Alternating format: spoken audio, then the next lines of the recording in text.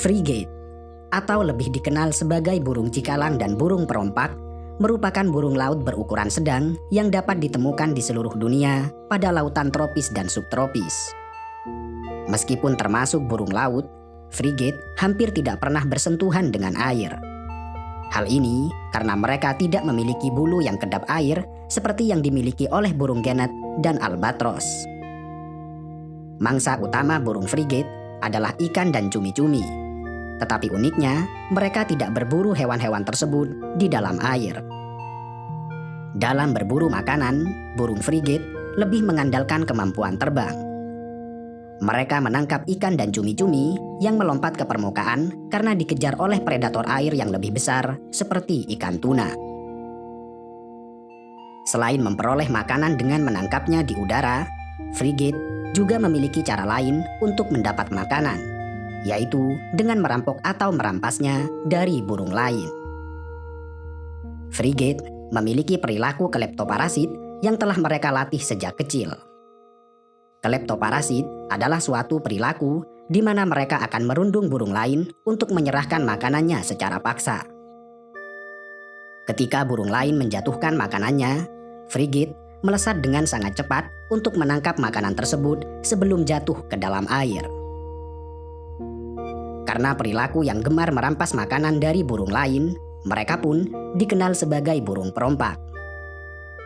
Pada dasarnya, nama frigate yang disematkan kepada mereka adalah nama dari sejenis kapal layar untuk perang yang banyak dipakai oleh bajak laut. Pemberian nama frigate didasarkan pada kebiasaannya merampok makanan dari burung lain, yang hal itu sangat mirip dengan aktivitas yang dilakukan bajak laut terhadap kapal laut lainnya.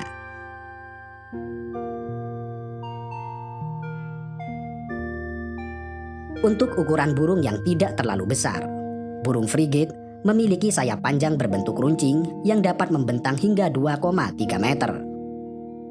Dengan ukuran sayap yang melebihi ukuran sayap burung rata-rata, mereka sanggup terbang selama 12 hari di atas permukaan laut untuk mencari makan. Mereka bisa terus membumbung tinggi di udara tanpa perlu mengepakkan sayap. Dalam sekali terbang, jarak maksimum yang dapat mereka tempuh bisa mencapai 220 km. Mereka menempuh kecepatan rata-rata 10 km per jam dan bisa mencapai ketinggian maksimum 2.500 meter di atas permukaan laut.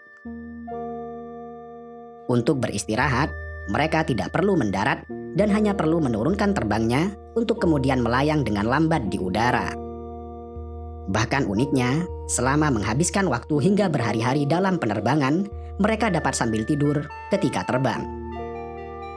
Saat terbang, mereka dapat tidur sekitar 45 menit setiap hari, yang hal itu berlangsung pada malam hari. Saat tidur di tengah penerbangan, burung frigate tidak sepenuhnya tidur dan menggunakan fitur autopilot. Akan tetapi, mereka tidur hanya dengan satu sisi otaknya sambil membiarkan satu sisi otaknya yang lain tetap terjaga. Sebagian besar hewan yang tidur setengah otak melakukannya untuk tetap waspada terhadap predator. Tetapi uniknya, burung frigate hampir tidak memiliki predator alami di udara. Itulah sebabnya peneliti menduga bahwa mereka tidur dengan setengah terjaga untuk mencegah terjadinya tabrakan di udara. Secara fisik, burung frigate terlihat seperti burung pelikan berbulu hitam, dengan paruh panjang dan berkait, sayap yang memanjang, kaki pendek, dengan telapak kaki yang berselaput. Demikian ini karena pada dasarnya burung frigate masih berkerabat dekat dengan pelikan. Salah satu ciri fisik paling menarik dari burung frigate adalah dadanya yang montok. Dada tersebut pada dasarnya adalah kantong tenggorokan yang dapat digembungkan dengan cara diisi udara. Kantong tenggorokan ini berbeda antara jantan dan betina. Frigate jantan memiliki kantong tenggorokan berwarna merah, sedangkan betina memiliki kantong tenggorokan berwarna putih. Seperti spesies burung laut pada umumnya, frigate mendiami wilayah-wilayah tepi laut. Mereka menyukai tempat-tempat tinggi seperti wilayah tebing curam atau di atas pohon.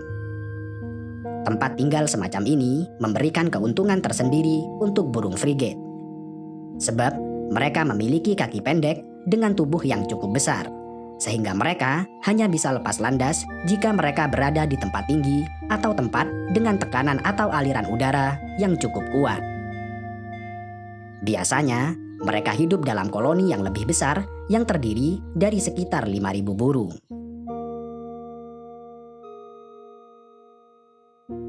Musim kawin burung frigate hanya terjadi 1 kali dalam setahun.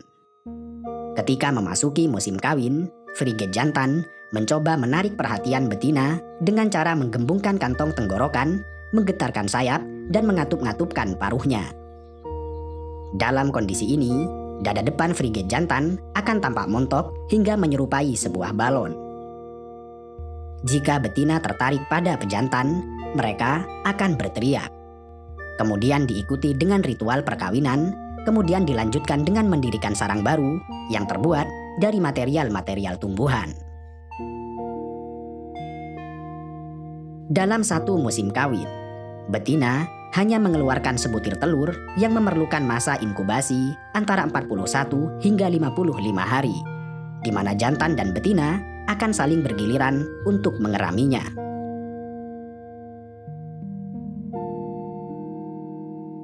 Ketika telur telah menetas, sebuah perilaku unik akan ditunjukkan oleh anakan burung frigate ketika sedang menunggu kedatangan induknya. Saat induknya sedang pergi, anakan burung frigate akan membaringkan seluruh tubuhnya dan nyaris tidak bergerak hingga membuatnya tampak seperti burung mati. Tetapi, ketika induknya yang membawa makanan telah datang, ia mendadak bangkit dan berteriak memanggil induknya.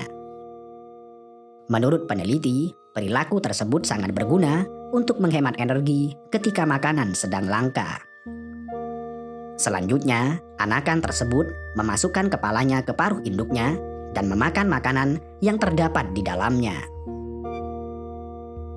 Mulanya, jantan dan betina akan mengurus anak mereka bersama-sama. Tetapi, begitu anak mereka telah berusia 3 bulan, pejantan akan pergi meninggalkan mereka. Di sisi lain, frigate adalah spesies burung dengan masa perawatan anak paling lama. Umumnya, anak frigate akan tinggal di dalam sarang dan masih terus bergantung kepada induknya hingga berusia 1 tahun lebih. Itulah sebabnya, frigate jantan dapat melakukan perkawinan setiap tahun, sedangkan betina tidak dapat melakukannya, karena mereka harus mengurus anak setahun lebih hingga ia benar-benar menjadi